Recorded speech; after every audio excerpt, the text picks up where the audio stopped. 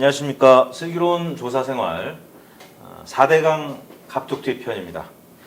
기록적인 집중 폭우로 전국에서 인명 또 재산 피해 규모가 커지는 가운데 갑자기 이명박 정부 시절에 추진됐던 4대강 사업이 다시 재소환되면서 여야 공방이 격화되고 있습니다. 문재인 대통령은 이에 4대강 합동조사단 구성을 검토하겠다고 발표를 했고, 이후에 이상돈 전 민생당 의원이라든지 아니면 미래통합당의 친이계 의원, 이재호, 권성동, 주호영 의원 등등 해서 때 아닌 갑론을박이 굉장히 심해지고 있습니다. 이래서 저희가 남호균 보좌관님 그리고 황희도 의원님과 이 사안에 대해서 갑론을박하기로 했습니다. 오늘도 남 의원님, 황 의원님 나오셨습니다. 감사합니다. 안녕하십니까. 안녕하세요. 자, 일단은 국민들의 의견을 좀 들어보고 토론을 좀 열띠게 좀 부탁드리겠습니다. 한번 들어보죠. 지금 장마가 역대 최장 기간을 좀 돌파하면서 전국 곳곳에 좀 수해가 심각한 상황이잖아요. 네. 그 문제점 하나로 이제 4대강이 좀 거론되고 있는데 이에 대해서 좀 어떻게 생각하시나요? 4대강이 문제가 되겠죠. 글쎄 4대강은 별일이면 그거 가지고 상관이 아닌 것 같은데 그 4대강 가지고 그 얘기하더라고. 가뭄 있을 때는 4대강에서 물을 주장했다가 농사 짓는 거 아니에요.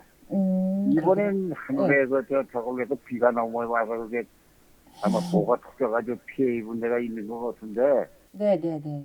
그거하고는 난 상관이 없을 것 같아요. 많이 가물었을 때는 몇 년 전 같은 데는 그 4대강 그물 가지고 농사 짓지 않았어요. 4대강이 좀 약간 잘한 사업이다 잘못한 사업이다 이야기가 분분한데 거기에 대해서 어떻게 평가하시나요? 그때 잘했다 잘못했다는 건 평가할 수 없지만 원래 이렇게 많이 비가 올 줄 알았으면 옆에 보를 단단히 했을 텐데 원래 이렇게 많이 비가 올 줄 모르고 했지. 잘했다고 할 수도 없고 잘못했다고 할 수도 없고 그래요. 하지만 그거 가지고 너무 집중하게 잘못했다 이건 아닌 것 같아요. 아무래도 4대강에서 장마는 좀 기절이 되겠죠? 환경은 어떻게 될지 몰라도. 4대강이 좀 약간 잘한 사업이다 잘못한 사업이다 이렇게 평가하는 목소리가 요즘 있는데 정치적으로 떠넘기는 거지. 비가 이렇게까지 오래 온 적이 많이 없었잖아요. 네네네. 그래서 제 생각에는 네. 4대강은 그 홍수 조절로서는 잘한 거라 생각하고 네. 생태계 환경 파괴하는 거는 좀 있겠죠. 그렇게 생각합니다.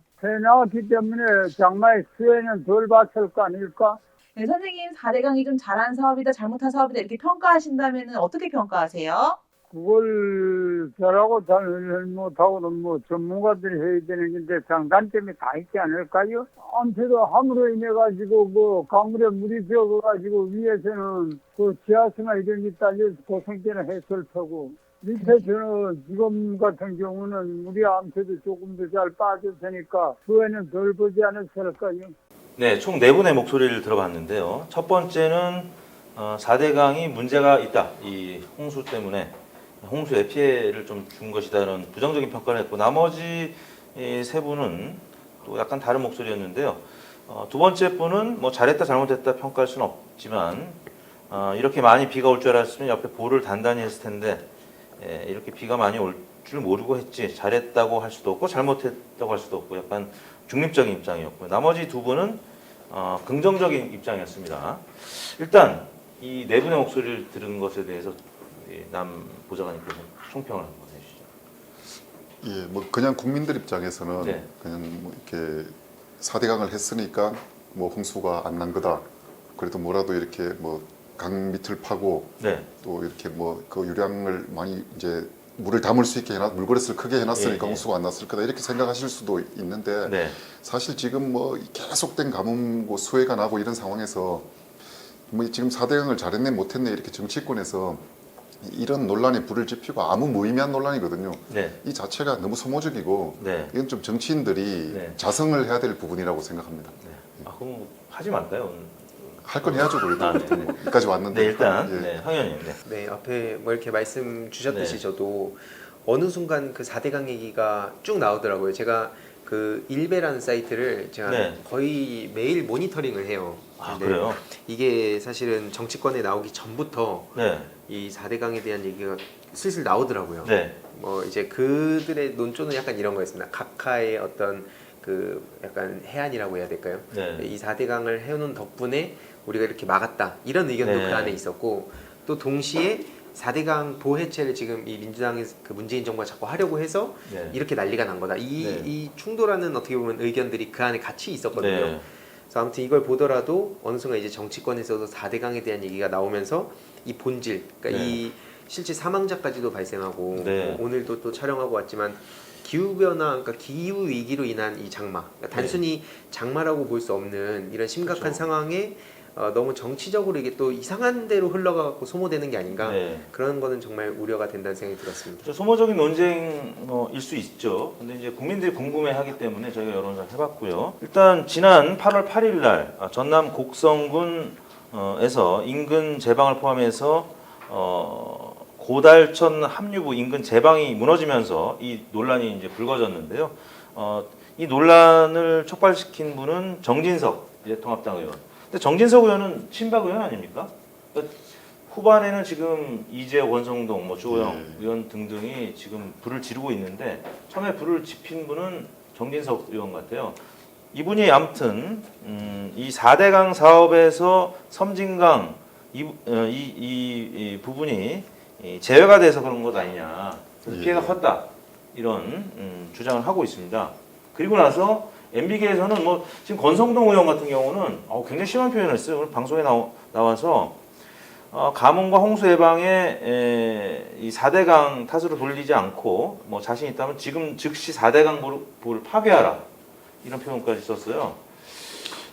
이제 친이계가 이제 완전히 전면에 나서서 지금 싸우고 있는데 도사처럼 얘기하지 마시고요.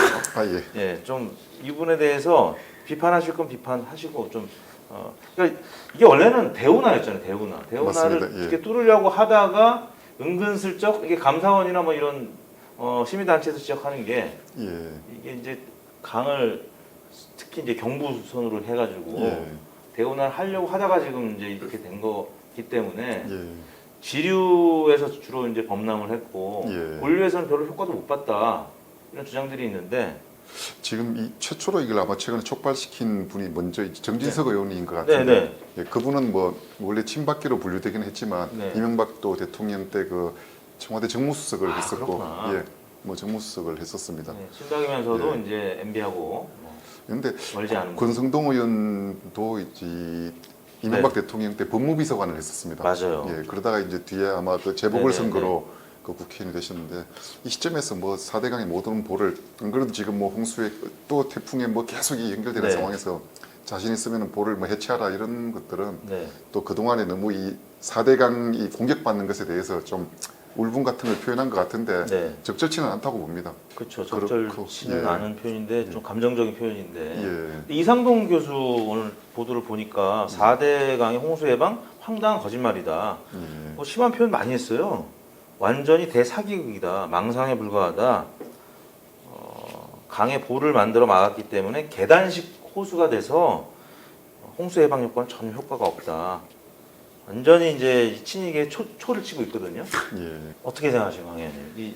이 4대강 하면 22조가 거의 많은 국민들이 다 알고 있잖아요. 22조 4대강. 그리고 또 저도 불과 얼마 전까지는 몰랐지만 4대강이 다 끝난 것처럼, 그러니까 22조 하고 끝난 것처럼 알고 있었지만 아직까지도 세금이 계속 나가고 있다는 걸 그 유지비 때문에 나가고 있다는 걸 또 듣고 이게 ING구나, 그러니까 엔드가 아니라 ING구나 이 생각이 듣고 이 생각이 들었고 좀 많이 좀 답답하다는 생각이 들었어요. 왜냐면 어쨌든 이게 또 정치적으로 계속 소모가 되다 보면 그 와중에 어쨌든 세금은 계속 나갈 거고 그리고 또 국민들 진짜 피해를 받고 있는 분들은 진짜 그 영상 보면 되게 가슴 아팠거든요. 그 이제 허리 굽으신 특히 어르신분들 막 이제 물 퍼내고 근데 더 많이 들어오고 이런 것들 보면 너무 충격적인데 중요한 건 그 합청 창녕보 거기도 이제 상류댐이 이렇게 파괴됐다고 해야 될까요? 그렇게 무너졌다고 알고 있는데 결국엔 그것만 보더라도 지금 4대강 덕분에 이게 물난리를 좀 줄였다고 하는 거는 좀 무리가 있지 않나 생각이 들고 특히 그 물 흐름을 이 방해했다. 그러니까 보를 설치해갖고 물 흐름 방해했다는 얘기도 막 나오고 있고 전문가들도 박근혜 정부 때에도 감사원에서 제가 알기로는 네, 이게 네. 지적을 했던 걸로 알고 있는데 그쵸. 왜 이 모든 책임을 또 문재인 정부에 다 뒤집어 씌우려고 하냐? 그래서 이제 2015년에 시민 1만 명이 4대강 사업이 적법하지 않다며 효력 중단. 왜냐하면 세금이 계속 나가고 있는 부분에 대해서 그래서 행정소송을 4건을 냈는데 전부 원고 패소 확정 판결을 내렸어요. 그래서 이명박 정부가 면죄부를 받은 것처럼 보도가 이제 됐었죠. 이상돈 교수는 문재인 정부가 지금 이런 이와 관련된 환경부라든지 국토부 중심의 조사를 하자고 하니까 또 문재인 대통령에 대해서 쓴소리했습니다. 이 결정장애 있는 거 아니냐. 애초에 4대강을 재자연화, 그냥 사실 없애는 쪽으로 원래 복원시키는 쪽으로 자연화시키는 걸로 뭐 얘기를 했는데 뭐 정책을 내걸었는데 왜 다시 이거를 또 조사를 왜 하냐. 그냥 밀어붙이면 되지. 이런 입장을 이상돈 교수가 뭐 지금 정부 또 미래통합당 양쪽에 공격을 지금 하고 있고요. 당시에 이 사업을 추진했을 때 예. 그때는 찬성했습니까 반대했습니까? 당시에. 저는 뭐 당시도 보좌관이었는데 네네. 뭐 개인적으로는 심정적으로 반대였습니다. 그때 모셨던 의원이 친박 의원? 예, 맞습니다. 그렇구나. 그래서 뭐 개인적인 입장도 있을 거고 또 그 의원실의 입장도 있을 거고 하니까 또 반대를 하셨었군요. 근데 뭐 의원실 입장은 상관없고 제가 어디 가서 발표하고 이런 게 아니니까 네네. 그때 이제 2007년도죠. 그 경선 때 네. 이제 뭐 박근혜, 이명박 두 분이 이제 경선 후보로 아주 격돌 했을 때 맞아요. 그때도 이게 쟁점이 됐었습니다. 네네. 근데 그때 분위기로는 경선에서 이기는 사람이 대통령이 되는 거기 때문에 맞아요. 결론적으로도 그랬고 그래서 제일 큰 공약이 이제 한반도 대운하였고 근데 사실 그때 좀 그 한반도 대운하 공약 자체가 상당히 무리하고 네. 뭐 그냥 장밋빛에 어떻게 보면 허무맹랑하게 들릴 수 있는 그런 부분도 많았습니다. 네. 예. 사실 그 저기 5대강 수계 통합 계획이라고 그러니까 네. 90년대 농림부에서 우리 가뭄도 많고 하니까 이제 이 전국의 5대강 뭐 한강, 닭동강, 영산강, 섬진강 또 금강까지 해서 예, 예. 수계 통합을 이제 하려고 그래서 필요할 때 물을 당겨 쓰고 물길을 예. 연결해 보려고 하는데 그때 계획도 20년 정도 이걸 해가지고 뭐 한 2016년 이때 완공하는 계획으로 세울 만큼 이게 어마어마한 계획입니다. 뭐 예비 타당성 조사도 당연하지만 환경 영향 평가, 뭐 문화재 조사 이런 걸 다 떠나서도 이 대한민국이 자연으로 그냥 있는 수천 년 뭐 또는 그 이상 뭐 수만 년 될 수 있는 그 흘러온 그 물길을 그냥 1, 2년 만에 다 시멘트로 바르고 심지어 문경 쪽에서는 네. 뭐 이렇게 이 산이니까 배를 또 엘리베이터처럼 이렇게 뭐 해서 올리고 네. 물을 채워가지고 뭐 아주 맞아요. 무리한 주장이었죠. 엄청난 물류비가 절약되고 뭐 유럽의 그 아주 네덜란드나 뭐 이런 네. 운하 도시처럼 되는 것처럼 우리나라가. 네. 근데 사실 무리한 주장이 많았죠. 그 22조 우리나라 예산이 1년에 한 400조 정도. 지금은 이제 500조가 넘었습니다.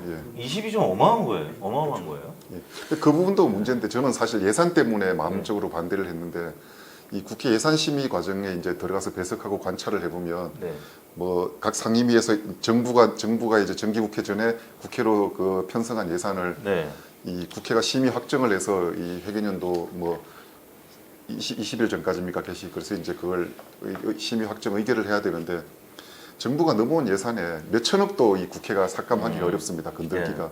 다 사연이 있고 예산은 다 필요하고 그렇죠. 뭐 그 방어할 때 보면 정부가 뭐 마지막 개수조정소위나 이런 데서 그래서 뭐 매번 야당은 뭐 이 불효불급한 예산 10조를 뭐 깎겠다고 하지만 막상 네. 보면은 몇 천억 뭐 이렇게 깎기도 어려운데 그만큼 우리나라 예산이 경직성 예산이 많습니다. 복지 예산, 계속 사업, 국방비 뭐 기타 등등. 근데 대통령이 이렇게 하겠다고 하면 갑자기 이 관료들이 행정부에서 22조가 실제로 한 3년 정도 썼으니까 1년에 7, 8조 원을 예, 예. 갑자기 어디서 만들어낸 겁니다. 이제 네. 평상시에는 그렇게 뭐 1, 2천억도 어디서 못 만들어 온다는 정부가 그런 것들이 상당히 무리하게 추진된 거는 뭐 그건 네, 네. 분명한 것 같습니다. MB계가 이제 아무튼 이런 식으로 이 논란을 점화시켜 가지고 지금 미래통합당 내부에서도 이제 이슈화시키고 아무튼 오늘 이 방송하는 시간에도 포탈에서는 뭐 이상돈 교수와 이제 MB계가 막 이제 치고받고 싸우고 있는데 이 MB계의 의도는 뭘까요? 이 4대강이 사실 말씀하신 대로 지금 집중적인 폭우 피해가 굉장히 큰 상황에서 이게 논란이 되는 게 바람직하지는 않은데 MB계가 왜 그럴까요? 이게 뭐 상대 정당이긴 하지만 그리고 또 추가적으로 황 의원님은 이상돈 교수가 이제 문재인 대통령이 결정장애라고 했는데 이거 어떻게 해야 될지 이 환경부와 국토부가 합동조사단을 해서 한 게 맞는지 어떻게 생각하세요? 일단은 저도 뭐 여기저기서 이제 이런 상황을 보면서 얘기를 이렇게 종합해봤을 때, 그러니까 겉으로 봤을 때에는 이 한 당이라 하더라도 다 같은 생각을 갖고 이렇게 있는 것처럼 보이지만, 뭐 이렇게 그 당 안에서도 또 뭐 이념형 보수와 네. 자변형 보수 또 이게 나뉘기도 하고, 그렇죠. 이를 계기로 또 MB계가 약진하려는 거 아니냐, 뭐 이런 네. 얘기들도 좀 들리는 것 같고, 예.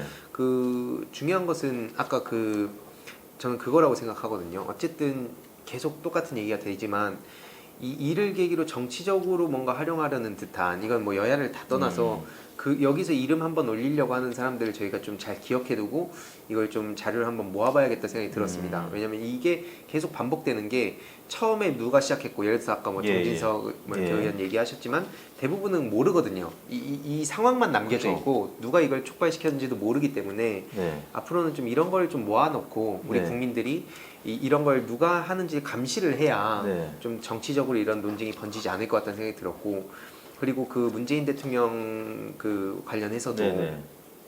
저도 뭐 총선 기간 동안에 안에서 쭉 이것저것 짧지만 경험하면서 느꼈던 게, 마음 같아서는 막 이것저것 다 하고 싶은데 예. 또 이게 쉽진 않더라고요. 특히나 이게 지금도 정치적으로 엄청난 그 논쟁이 벌어지고 있는데, 네. 이게 대통령께서 만약에 이걸 쭉 밀고 간다면, 네. 물론 이제 공약도 있었고 하지만 그런 보이지 않는 어떤 여러 가지 이 비하인드 스토리들이 있지 않을까, 저는 좀 제가 그렇게 봤을 생각합니다. 때는 문재인 대통령이 변호사 출신이다 보니까 아까 제가 대법원 원고 패소 얘기했잖아요. 그래서 세금이 계속 나가고 있고, 그러니까 문재인 대통령은 율사 출신으로서 절차적인 부분 굉장히 중요하고 하게 생각하고, 그러다 보니까 이 부분을 그냥 제자연화를 그냥 밀어붙일 게 아니라 다시 한번 4대강에 대해서 조사를 하고, 그리고 나서 이제 절차적인 부분을 해결해 나가고자 하는 뜻이 아니겠느냐 이런 생각이 들더라고요.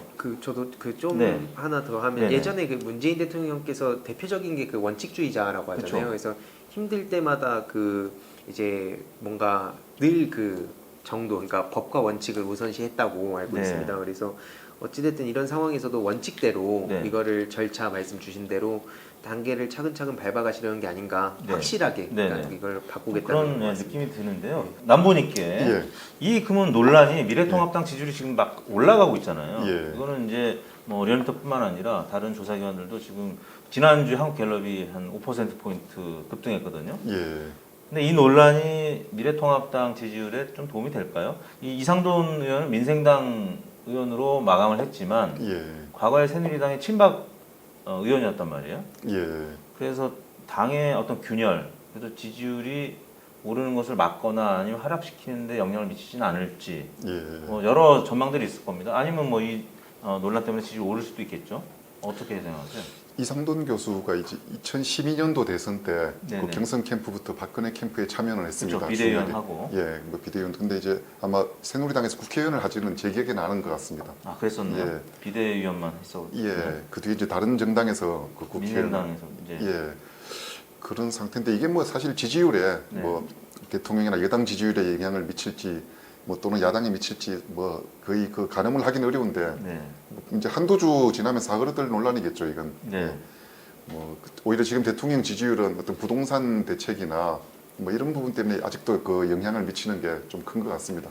그리고 이렇게 수해가 막 나고 아무튼 뭐 좀 이렇게 서민들이 아무튼 살기가 좀 쉽지 않아지니까 네. 메르스도 계속 어찌됐거나 길어지고 영향이 있고 그런 상태에서 영향을 미치는 거죠. 이런 부분들은 네. 그냥 아주 단기 스쳐 지나가는 뭐 어떤 요소라고 생각을 합니다. 예. 대통령께서 직접 아무튼 합동조사 하자, 조사단 꾸려서. 근데 이 부분은 대통령께서 혹은 뭐 청와대가 나서서 이제 조사 필요성을 얘기하는 거는 그동안에 뭐 부동산 문제도 그렇지만 자연재해 또 이 부분 때문에 지지율이 좀 하락한 건 분명 사실이거든요. 예. 자연재해가 있을 때는 대통령이 좀 빠졌었습니다. 과거 예. 박근혜 대통령 때도 그랬고요. 근데 어떤 터닝 포인트로 4대강 자체도 문제가 지금 앞으로도 계속 풀어야 될 문제가 있는 거고, 또 정치적으로도 지금 계속 논란이 되니까 매듭 짓고자 하는. 그래서 예. 여당 입장에서는 어떨까요? 이 부분이 어떤 터닝 포인트가 될 수가 있을까요? 아마 제가 생각했을 때는 예. 그게 간략하게 말씀드리면 아마 그런 메시지인 것 같아요. 이제 정치적으로 계속 이거를 얘기를 하다 보면 네. 말만 하게 되고 어떻게 보면 그 실질적으로 국민들이 받는 피해에 대한 어떤 대책을 마련한다기보다는 네. 계속 정치적으로 이게 싸움만 하는 것처럼 보이니까 네. 이번에 실제로 뭐 저도 전당대회 준비위원도 하고 예. 8.29 전당대회도 있지만 네. 실제로 다 그런 거 한 일주일 동안 선거운동도 중단하고 네. 이번에 다 현장으로 가서 지금 실제로 복구 작업을 지금 다 하고 있는 걸 보면 네, 그렇죠. 이런 정치적인 얘기는 적당하게 그냥 팩트 체크 정도만 하고 좀 적당하게 대응만 하고 현장에 가서 네. 우리는 직접 복구를 하자. 네. 이게 아마 모든 걸 보여주는 게 아닌가 생각했습니다. 근데 아무튼 이 4대강 논란을 가만히 두자니 또 당청 입장에서는 4대강을 제대로 좀 개발을 하거나 좀 투자를 했으면은 홍수가 안 났을 거고, 그러니까 현 정부의 잘못이고 과거 정부는 더 잘했다 뭐 이런 평가들 때문에 불리한 입장이 될 수밖에 없잖아요. 아무튼 근데 전당대회 지금 준비위원이시라고 했으니까 갑툭질 어대낙입니까? 네, 어대낙. 지금 완전히 이 전당대회가 코로나하고 지금 홍수 이 피해 때문에 뭐 주목을 못 받고 있어요. 그래서 이낙연 후보가 좀 유리한 상황인 것 같은데. 최근에 제가 이 세 분의 그러니까 지금 이낙연 후보님은 인터뷰를 마쳤고 네, 두 분도 따로따로 이제 그 일정이 잡혀 있습니다. 황희도 알림이에서. 제 채널에서 하진 않고 아. 그분들 채널을 제가 홍보해 드리는 거예요. 아, 그래서 예. 지금 막 또 신나게 웃으면서 할 수는 없다 보니까 그렇죠. 그분들의 어쨌든 그럼에도 불구하고 이분들이 가진 매력이 또 다 다른데 네, 그거를 좀 잘 부각시키려고 네. 생각 중이고 매력이 또 다 다르신 것 같아요. 정말 색이 다르신 것 같아서 그렇죠. 그 부분들을 잘 끄집어내면 좋지 않을까.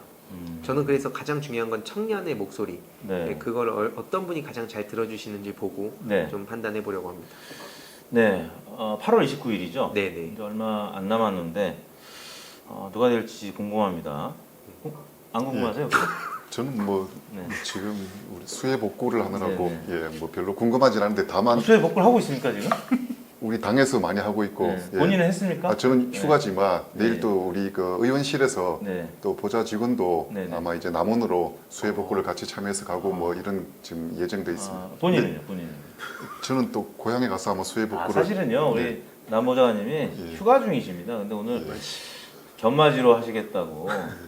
아, 표정이 좀 안 좋으신 것 같아요. 네, 휴가 중인데 오신 거예요. 지금 대구 내려가시려고 하다가 또 연락받고 지금 올 사람 없다 그래서 아마 오신 것 같은데. 전당대회 말씀을 하셨으니까 네네. 예. 어대낙이 어차피 대표는 이낙연이다 뭐 네. 이런 말씀이죠. 제 개인적으로 관전자 입장에서 네. 대표는 아마 뭐 이낙연 대표가 될 것 같은데 네. 근데 굳이 결과적으로 봐서 이번에 이 대표 경선에 뛰어드신 게 저는 별로 대권 행보에는 좋지 않다고 봅니다. 그래요? 왜요? 대표가 되면 그동안 되게 인기가 좋았지 않습니까? 네. 총리 마치고 그러면 좀 이렇게 휴지기를 가지면서 뭐 어떤 중요 공약이나 좀 대국민 메시지나 이렇게 대권 후보로서의 플랜을 준비하는 게 나았는데 내년 대선 또 후보 경선에 들어가야 되면은 불과 몇 달 안 될 겁니다. 아마 네. 대표직을 수행할 수 있는 기간이 내년 그때 3월. 오면은 이제 어떤 뭐 현안에 위주로 입장을 내야 되고 뭐 이 정부에 대한 어떤 비판이나 이런 것들을 온몸으로 받고 대응을 해야 되고 그렇게 되거든요. 네. 그러다 사라질 수도 있잖아요.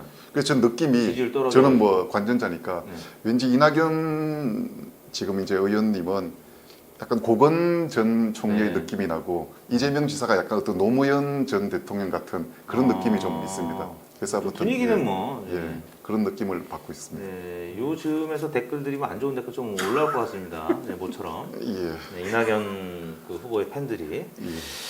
자, 네. 아 그렇군요. 근데 이제 제가 볼 때는 이낙연 의원이 대표가 되면 지금 약간 하락세였던 지지율이 분명히 이제 반등할 거예요. 왜냐면 김무성 대표도 대표할 때 잠룡 1위였거든요. 대권자 1위였는데 지금 이낙연 의원이 아무것도 안 하면 사라질 수도 있어요. 이제 그런 네. 어떤 조바심, 절박함이 예. 아마 있을 거고요. 대표가 되면 지지율이 분명히 오릅니다. 오르는 그 효과 때문에 아마 출마하지 않았나 싶은데 2등이 누가 될지 또 그런 것도 궁금하고요. 박주민 의원이 혹시 2등할 수도 있는 거고. 물론 이제 김부겸 또 박주민 두 후보께서 이 얘기를 들으면 서운해하실 수도 이제 두 분 다 1등 할 수 있지만 어대낙 이 분위기가 지금 약간 있기 때문에 자 4대강 얘기하다가 이제 어대낙까지 갑자기 이제 낙지 좋아하세요? 예, 좋아합니다. 예, 한번 그 낙지 드시면서 이제 뒷풀이 해야 됩니다.